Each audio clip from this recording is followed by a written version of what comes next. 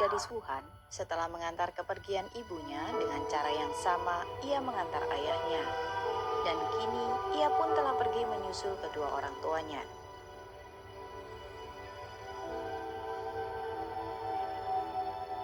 28 Januari 2020, ibu dari gadis Wuhan meninggal karena terjangkit virus corona Wuhan. Awalnya muncul demam, kemudian meninggal tidak lebih dari seminggu.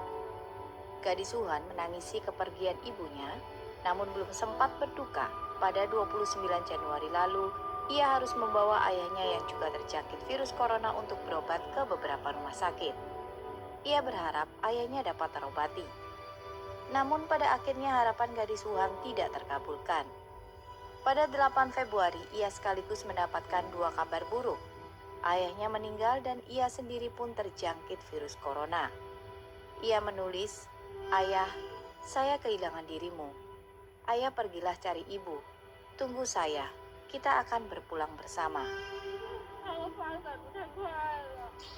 你现在首先保护好自己，首先保护好自己，你知道吗？你现在。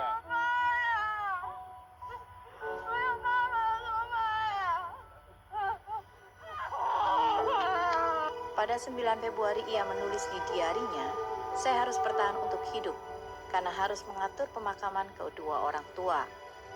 Liu Powen dalam prasasti Menara Cinding meramalkan, orang tua meninggal sulit dimakamkan.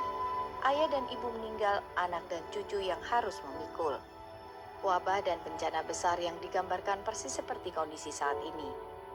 20 hari setelah kepergian kedua orang tuanya, gadis Wuhan memeluk foto keluarga terakhir mereka. Pergi menyusul kedua orang tuanya di surga. Hari itu, cuaca Wuhan diguyur hujan. Netizen meninggalkan pesan emosional. Sungguh menyedihkan, air mata tidak tertahankan. Semoga Anda tenang di alam surga yang bebas dari penderitaan. Parah, tragedi kehidupan manusia. PKT telah berbuat terlalu banyak dosa. Sebuah keluarga yang semestinya bahagia hancur berantakan. Satu lagi, hutang darah.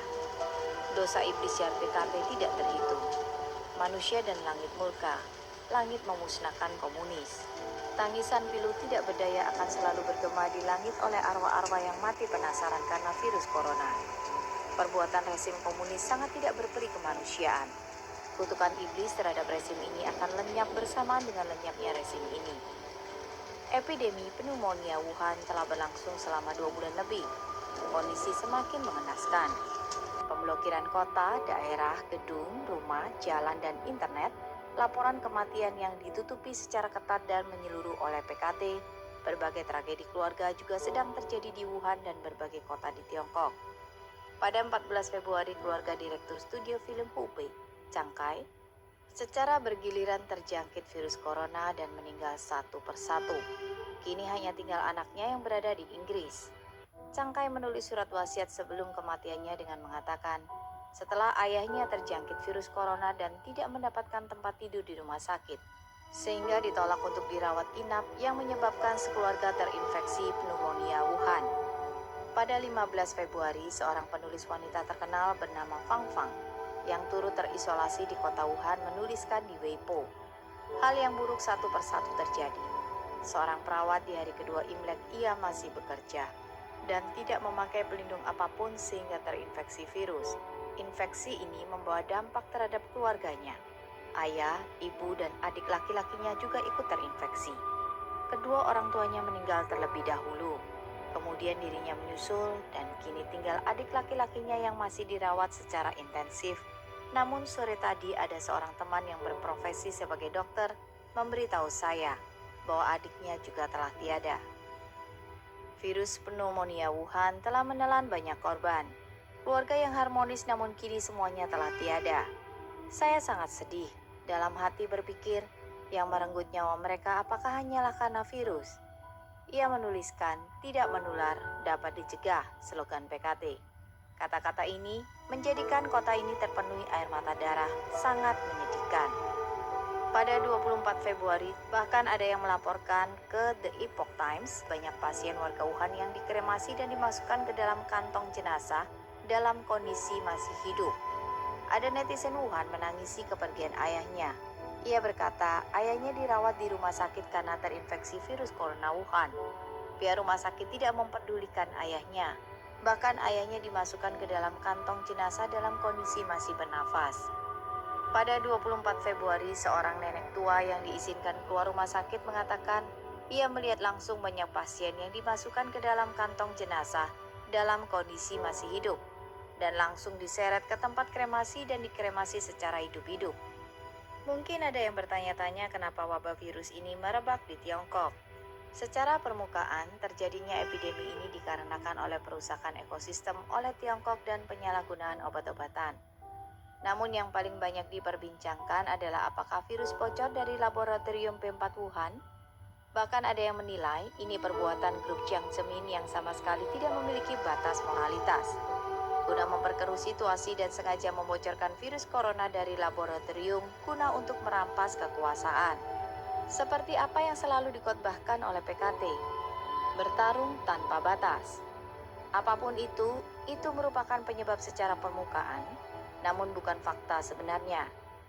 Seperti cerita yang sudah lazim diketahui orang-orang, kisah singa batu mata merah.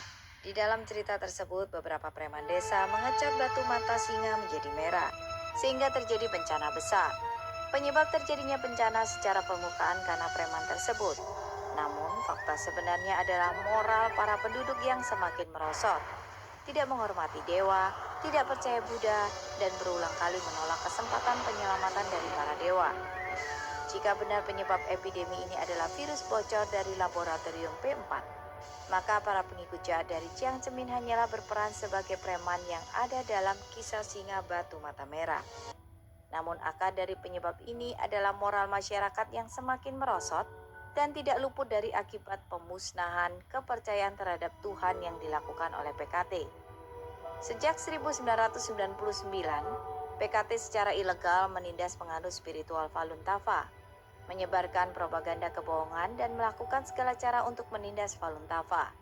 Terutama tragedi rekayasa bakar diri di lapangan Tiananmen. Propaganda ini telah meracuni seluruh warga Tiongkok. Orang-orang Tiongkok sekarang sejak kecil tertanam ajaran ateisme. Mereka bahkan tidak tahu fakta secara langsung. Mereka telah turut melakukan kejahatan dan moralnya semakin merosot. Merusak ajaran Buddha adalah dosa berat. Kelak akan mendapatkan hukuman yang sangat menakutkan. Namun praktisi Falun Tafa beranggapan bahwa masyarakat Tiongkok dan beberapa bawahan PKT melakukan penindasan karena percaya pada propaganda PKT. Karena pengikut Falun Tafa tahu bahwa di dalam hati warga Tiongkok tertanam kebohongan, sehingga memusuhi Falun Tafa, bahkan turut menindas pengikut Falun Tafa dan kelak akan mendapatkan musibah. Pengikut Falun Tafa di bawah tekanan dan mengabaikan keselamatan mereka sendiri. Tidak peduli bagaimana dunia salah paham dan menertawakan mereka, bahkan mengalami berbagai kesulitan, namun mereka masih tetap damai dan rasional menyarankan untuk mundur dari Partai Komunis dan segala afiliasinya. Dengan menghapus pemikiran buruk terhadap Falun Tafa, menjauhi penindasan dan perbuatan dosa. Sama halnya dengan menjauh dari malapetaka besar. Tidak terhitung berapa banyak pengikut Falun Tafa telah ditangkap, dianiaya dan ditindas secara kejam. Di saat segalanya berakhir, orang-orang pasti akan berterima kasih kepada para pengikut Falun Tafa. Terutama dihadapkan dengan epidemi virus corona Wuhan. Para pengikut Falun Tafa meskipun di bawah tekanan PKT, mereka tetap dengan belas kasih mengingatkan orang-orang, tidak peduli Anda pejabat tinggi atau rakyat jelata, dengan tulus melafalkan Chen San Ren Hao, Falun Tafa Hao, yaitu sejati baik sabar adalah baik dan Falun Tafa baik, maka akan mendapatkan perlindungan dari para dewa dan Buddha dan terloloskan dari bencana wabah ini. Berbagai cara untuk mencari penyelamatan. Di manakah jalan kehidupan itu berada? Jika Anda mempercayai fakta ini, maka jalan kehidupan ada di depan Anda.